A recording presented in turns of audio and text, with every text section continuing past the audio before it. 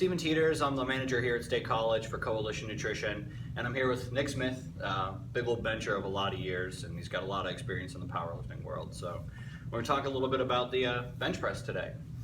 We have a lot of guys that are like average level benchers. How do they take it from that average step into that intermediate step? I think a big thing in making that leap is it's going to be a lot of form, it's going to be a lot of technique, tightness in the bench and the setup.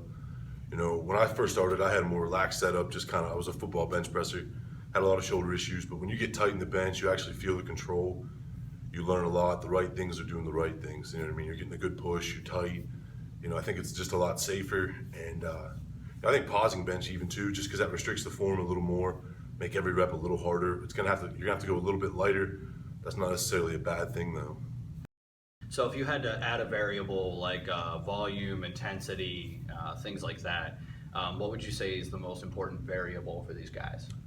I really feel like volume's huge. Intensity's big too, but with a bench press, it's got to be a controlled chaos. But with the volume, you're getting more time under tension. You're really going to learn the motor pattern of the movement, and you're just generally going to figure out what works for you with more repetition.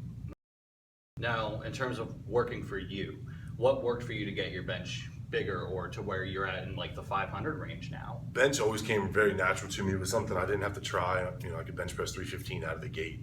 And but for me, I was very responsive to heavy weight. Like when I was, really trying to take my bench from 4 to 5, from like 16 to 20. That was when I was doing a lot of heavier singles and band tension, things like that. But I'm a big believer in volume, especially for the intermediate level lifters. You have guys like Dan Green who will let it sink into their chest Right. and they'll plop it out. And then you have guys like Casey Williams or Spoto, who it's very controlled. Yep. And really that's the only word for it, is just controlled the whole way out of the gate. Mm-hmm. Do you think that one form is better than the other, or do you think that there's any one that people should mimic? My feeling is there's no cookie cutter method with any, when you're dealing with people, it's an individual standpoint. What works for me won't work for Steven.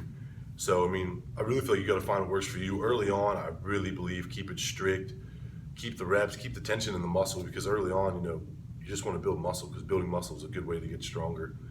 From a strength standpoint, though, you're really just going to have to figure out what works for you for that competition day bench press.